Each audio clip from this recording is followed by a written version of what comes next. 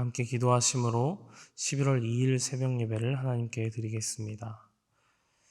전능하신 창조주 하나님, 오늘도 주님은 전능하신 생명의 능력으로 우리를 일으키시며 인도하십니다. 그 생명을 힘입어 주님을 예배하게 하시니 주님 감사합니다. 순종하는 마음으로 주 앞에 엎드려 싸우니 주님 생명의 말씀으로 이 시간 역사하여 주시옵소서. 주의 말씀을 통해 우리의 기대와 소망을 넘어 주님의 뜻과 계획이 온전히 이루어지는 복된 시간 되게 하여 주실 줄 믿사옵고 감사드리며 예수 그리스도의 이름으로 기도하옵나이다. 아멘. 오늘 우리에게 주신 하나님 말씀은 오바댜 1장 10절부터 21절까지 말씀입니다. 오바댜 1장 10절부터 21절까지 말씀 우리 함께 봉독하겠습니다. 내가 내 형제 야곱에게 행한 포악으로 말미암아 부끄러움을 당하고 영원히 멸절되리라. 내가 멀리 섰던 날 곧 이방인이 그의 재물을 빼앗아가며 외국인이 그의 성문에 들어가서 예루살렘을 얻기 위하여 제비 뽑던 날에 너도 그들 중 한 사람 같았느니라.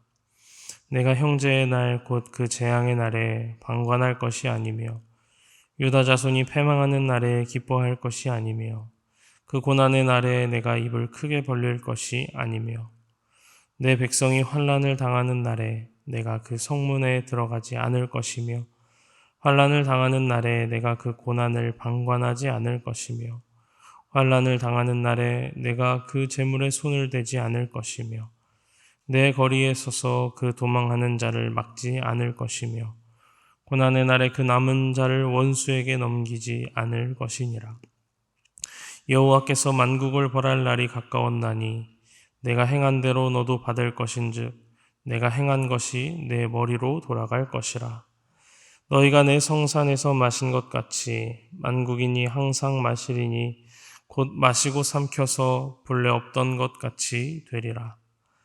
오직 시온산에서 피할 자가 있으리니 그 산이 거룩할 것이요 야곱 족속은 자기 기업을 누릴 것이며 야곱 족속은 불이 될 것이며 요셉 족속은 불꽃이 될 것이요 에서 족속은 지푸라기가 될 것이라.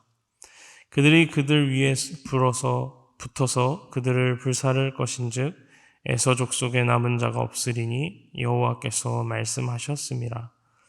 그들이 네겝과 에서의 산과 평지와 블레셋을 얻을 것이요 또 그들이 에브라임의 들과 사마리아의 들을 얻을 것이며 베냐민은 길르앗을 얻을 것이며 사로잡혔던 이스라엘의 많은 자손은 가나안 사람에게 속한 이 땅을 사르밧까지 얻을 것이며 예루살렘에서 사로잡혔던 자들 곧 스바랏에 있는 자들은 네겝의 성읍들을 얻을 것이니라.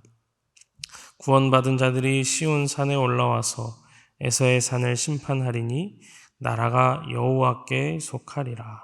아멘. 2002년 월드컵을 기억하십니까? 그때 당시에 저는 중학생이었는데요. 꽤 오랜 시간이 지났음에도 불구하고 우리나라가 축구로 인해 얼마나 뜨거웠는지를 지금도 쉽게 잊을 수 없습니다.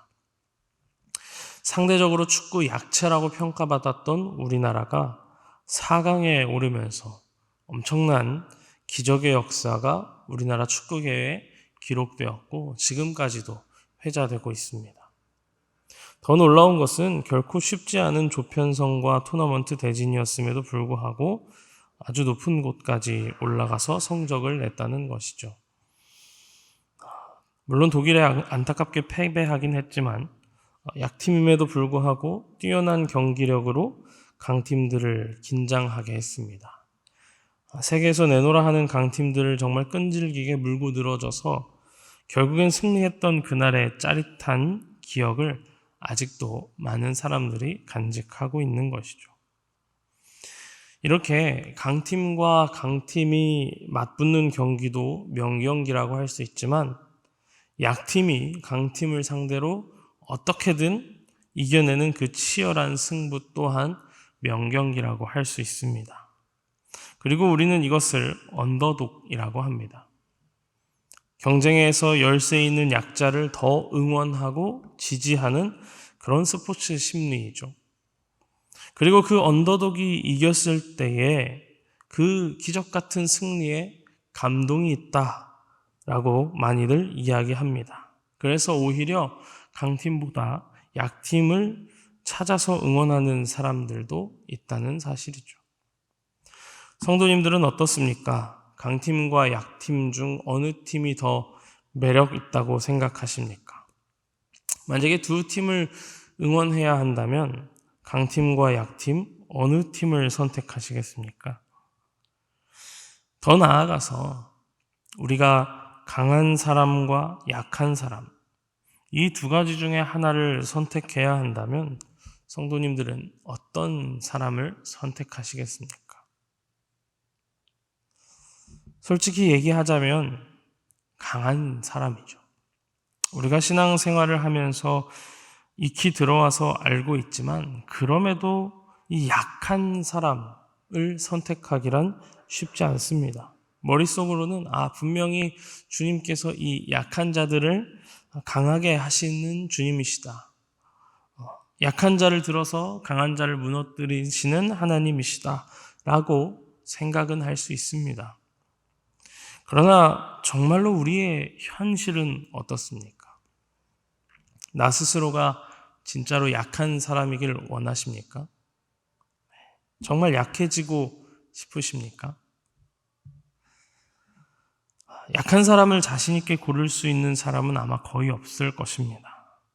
고민해봐도 지금 내가 하나님 앞에 기도하고 있는 이 기도의 제목들, 여러 기도의 제목들은 내가 약해지기를 기도하고 바라기보단 당연히 강해지는 쪽의 기도가 더 많을 것입니다. 신앙생활을 오랫동안 해오며 믿음의 삶을 살아왔다 할지라도 우리는 강한 사람이고 싶어 합니다. 부를 누리고 명예를 누리고 능력을 구하고 그래서 어떻게든 그것들을 성취하고 이루어가고 싶은 것이 우리 인간의 연약한 모습입니다. 그런데 오늘 본문은 어떻습니까? 오늘 본문뿐만 아니라 성경은 이 강한 사람에 대해서 어떻게 말씀하고 있습니까? 예수님은 약자들을 위해 오셨습니다. 믿으십니까?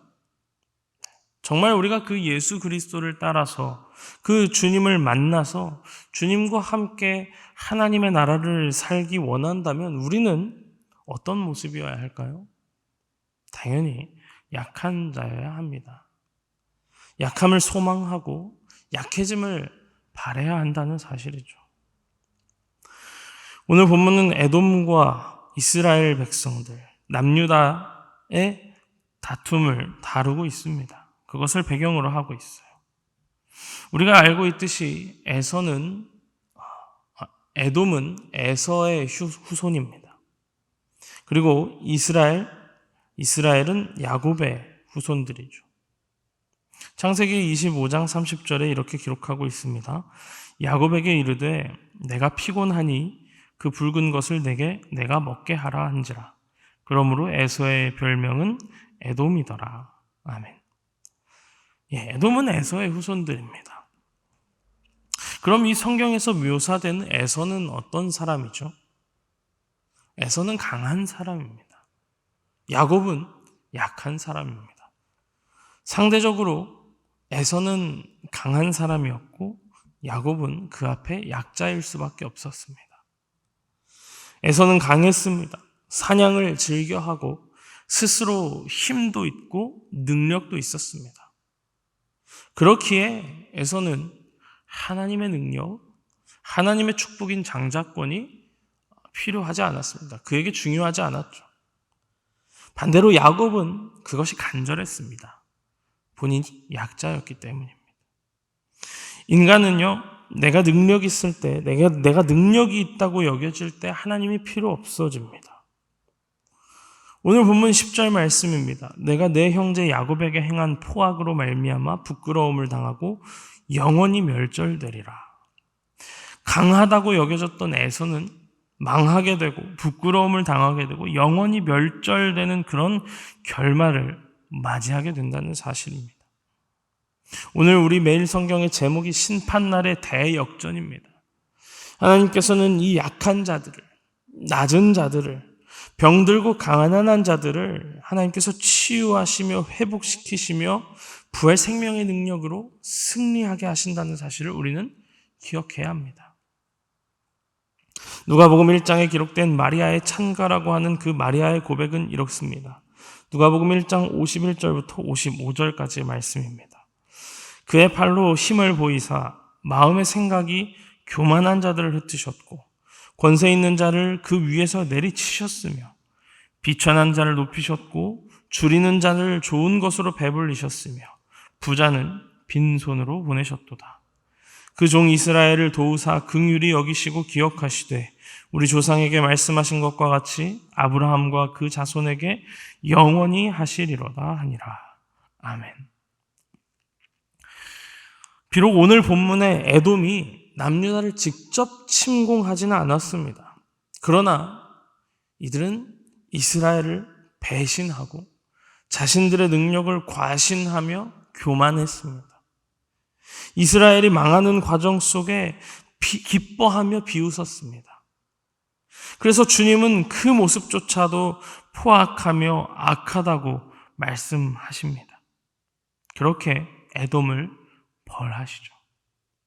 이스라엘의 형제 나라였음에도 불구하고 동맹국이었음에도 그들이 약한 위치에 있을 때, 약자의 위치에 있을 때 에돔은 돕지 않았습니다. 방관한 것에 대해서도 주님은 책임을 물으시고 있는 것입니다.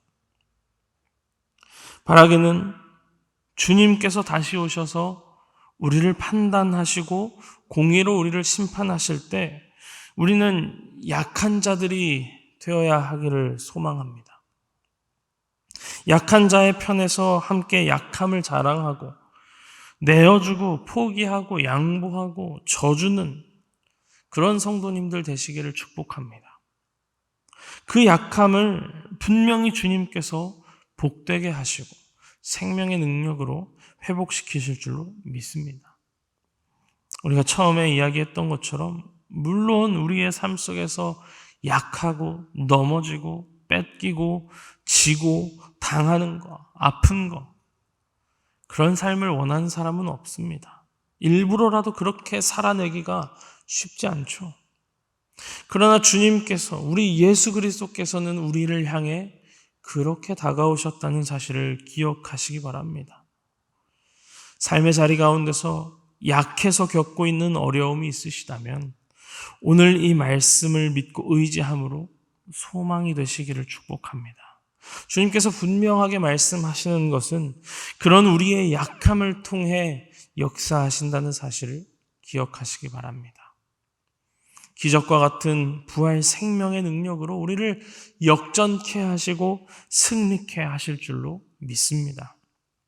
그래서 오늘 이 시간 우리가 강해지기를 기도하는 것이 아니라 부해지길 기도하는 것이 아니라 건강해지고 힘이 있어지고 더 나아지고 좋아지고 그럴 것을 위해 기도하기보다 우리의 약함을 인정하고 그리고 그 우리의 약함 가운데 역사하실 주님께 소망을 품고 주 앞에 우리의 이런 연약함을 감사함으로 고백하며 주님을 의지하시는 성도님들 되시기를 축복합니다. 우리의 이런 기도와 신음을 주님께서 들으시고 주님께서 역전케 하실 줄로 회복케 하실 줄로 믿습니다. 그 주님의 역사하심을 그런 하나님 나라를 믿음으로 또 신뢰하고 확신함으로 오늘 우리의 삶 가운데 누리며 살아가시는 수동의 모든 성도님들 다 되시기를 주님의 이름으로 축원합니다. 기도하겠습니다. 공의의 하나님, 주님은 공의로 저희를 살리시고 세우십니다. 오늘도 공의로 우리를 구원하시며 회복케 하실 주님을 감사함으로 예배하오니 저희의 예배를 기뻐 받아 주시옵소서. 혹시라도 우리가 강해지려 했다면, 부해지려 했다면 이 시간 우리의 욕심과 교만을 내려놓고 회개하는 저희 모두가 되게 하여 주시옵소서. 우리의 약함을 위해 기도하고 그렇게 하나님 나라를 살아내는 복된 믿음의 백성들 다 되게 하여 주시옵소서. 그 주님의 나라에서 주님과 함께 승리하며 그 생명의 능력으로 회복되는 은혜를 누리는 복된 믿음의 백성들 다 되게 하여 주시옵소서. 오늘도 여전히 세상은 우리를 유혹하고 악한 영은 우리를 공격합니다. 그럼에도 끝까지 주님 믿음으로 승리할 수 있도록 주여 믿음 더하여 주시옵소서. 그 믿음으로 약자의 모습으로 천국의 기쁨과 부활 생명의 능력을 누리는 우리 모두가 될 수 있도록 주님 도우시고 인도하여 주시옵소서. 언제나 우리와 함께 하시며 선한 길로 인도하실 주님을 기대하고 찬양하며 이 모든 말씀 예수 그리스도의 이름으로 간절히 기도하옵나이다. 아멘.